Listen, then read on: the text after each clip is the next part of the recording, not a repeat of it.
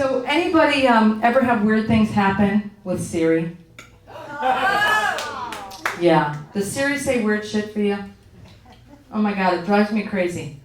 So one of my favorites was a while back, I was trying to get an address to some business, and I was in Kohl's over here in Encinitas.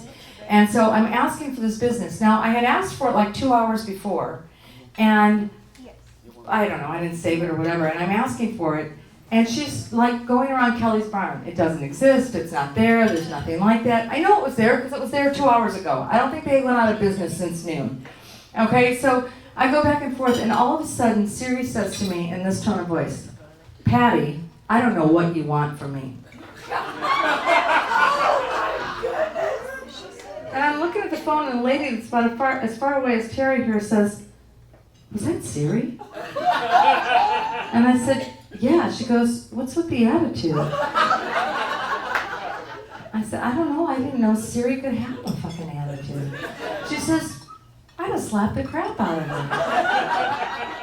So then you're driving along and you're trying to get someplace, and you're asking for directions, and all of a sudden she says in this monotone, "I'm really sorry about this, but I can't give you directions right now. You'll have to try again later." Well, A, she doesn't sound sorry about it. What she sounds like is my two children when I used to make them make up after they fought, and they go, "I'm really sorry that I kicked you in the penis." You know, that kind of thing that kids do. Like, they're not sorry at all. They're just sorry they're getting in trouble for it, and they have to apologize. That's how Siri sounds to me when she apologizes. And she has like 7 variations of this. I got them. "I'm really sorry about this, but I can't answer any questions right now. You'll have to try again later." What? Is Siri like on the union clock? Like, is she taking a fucking coffee break? You know, "Oh, sorry, my break is from 8 to 8:15. I can't answer any questions. You'll have to try back. It's my lunch hour. I'll get fired from the union if I answer right now." And then you can go right back 2 seconds later and she can answer that question if she wants. And have you ever, some days I know what happens. Siri wakes up in the morning and she goes, "You know what? I am fucking with her today." You ever like ask your GPS for directions and you're going from here to here, but it takes you like this way? And sometimes like I go, "I've never done this," because I like don't think at all anymore. Even if it's like I'm going home from here, I put it in my GPS. I just ask. And I think I never knew I could get home to Carlsbad from La Costa by way of Chula Vista. I never knew that before. And sometimes it's like, what the hell is going on here? And one time I was in San Francisco and it tried to tell me to go north, to go home. And I knew that wasn't right. I knew it. I'm not really good with directions, but that time I knew something was not good. And then one time she actually said to me, "Oh, I've got it written down. I don't want to misquote her." Oh, this is about 2 weeks ago. She goes, "Oh no, something's wrong. I can't answer your question right now." What? "Oh no, something's wrong." So when I put it on Facebook, who had weird things with Siri, my friend Kim says, ask her what 0 divided by 0 is. You know what her response is? "Well, let's assume you had 0 cookies and you divided it among 0 friends. What would you have left?" See, that's really not a good question. Because Cookie Monster would be sad that he has no cookies, and you would be sad that you have no friends.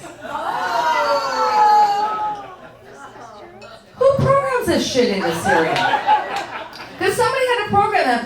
Wouldn't the answer just be a simple 0? I mean, I'm not a numbers girl, but I think it's a simple 0. And then, you know, you get frustrated. Like one day I'm looking for directions. I know that I've been there. What I love, you're trying to call a friend. So I say, like, let's say, for instance, call Kim Hartley. And it goes, "Calling Siegfried Manchester."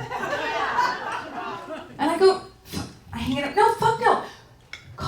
I need to call Kim Hartley. Calling Frank Dubermeister. Now, if it's like calling Kim, you know, somebody else, or calling Frank Smartly, okay, I'll give you that, Siri. But you're not even in the realm of close. Or, I love this. the other day I asked for a business. I'm trying to call this Green Dragon Tavern, and I ask for it, and it says, do you want to call or get directions? And I say, call. She says, call who? Are you fucking kidding me? Are you kidding me? So I got really upset.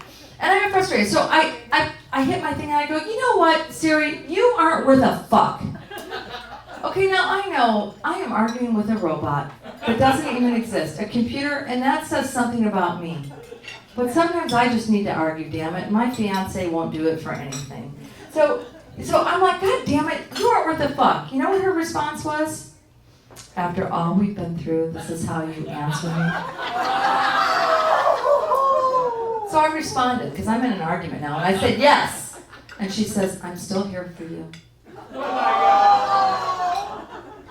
Do you guys realize somebody had to program all this stuff in? So when you guys do that talk text, or it does autocorrect, have you ever noticed how it's always sexual? Always sexual. One day I'm trying to tell somebody in business, I have to go to the store. And it changed it to, I want to hire a whore. And I sent it to my colleague. Now, and you guys have seen those on YouTube or on Facebook where, you know, some poor guy tells his mom he wants to come home and eat her pussy for dinner. I mean, you laugh till you cry, but somebody programmed them, and I don't think it's coincidence that this all happens this way. Somebody at Apple is a perv. They are big pervs, okay? It's not coincidence that they change everything sexually. It never just turns it to, I want to go get bored. No, it's I want to go hire a whore. It's always something bad.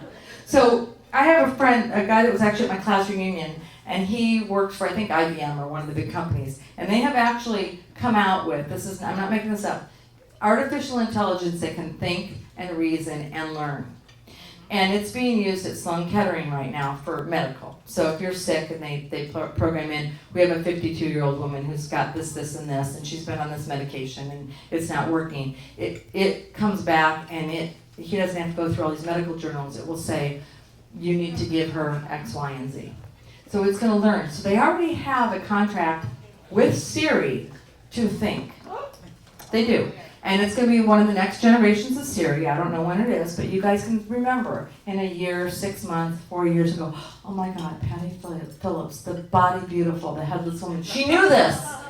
She said this. I am telling you it's true. So, but can you picture this? If it's going to be thinking and reasoning, and of course that'll probably be the end of the world. You've seen those movies from when we were kids. The bad guys always use this stuff and wipe out the world. But can you imagine, if you are a psychologist or psychiatrist, your job is gone now. Because all you're going to have to do is you're going to have to say to Siri, Siri, I got this boyfriend. He's a total piece of shit. He cheated on me with my best friend. It's the 4th time this has happened in a month. What should I do? And Siri's going to say, you should get rid of the boyfriend, get rid of the girl, you should go out, you should have a date, you should look better, you should go get laid, you should get on with your life. And nobody's going to need a psychologist anymore. Siri is going to handle it. So psychologists are going to be all on welfare now after this. That's my prediction. That is my prediction. It really is.